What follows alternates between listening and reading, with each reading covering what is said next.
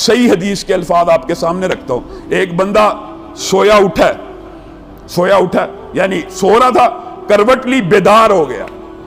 اب اس بیداری کے عالم میں اس کی یہ ٹریننگ ہونی چاہیے، صرف یہ دو وظائف لا الہ الا اللہ وحدہ لا شریک لہ لہ الملک ولہ الحمد وہو علی کل شیء قدیر کے ساتھ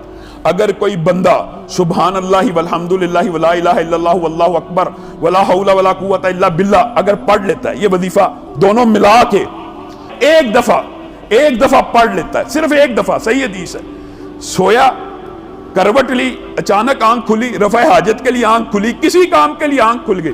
صرف ایک مرتبہ یہ دونوں وظیفے پڑھتا ہے. ان کے بعد اللہ رب العزت سے جو بھی دعا کرتا ہے، نبی کریم صلی اللہ علیہ وسلم نے کہا وہ دعا فی الفور اللہ رب العزت قبول کر لیتے، فی الفور قبول کر لیتے. صحیح حدیث یہ بھی موجود ہے، جو سونے سے پہلے یہ دو وظیفے ملا کے صرف ایک مرتبہ بھی یہ دونوں وظیفے پڑھتا ہے نا، ایک مرتبہ سو کی بات نہیں ہے، صرف ایک مرتبہ بھی پڑھتا ہے، نبی کریم نے کہا ہے اگر اس کے گناہ سمندر کی جھاگ کے برابر بھی ہوں معاف ہو جاتے.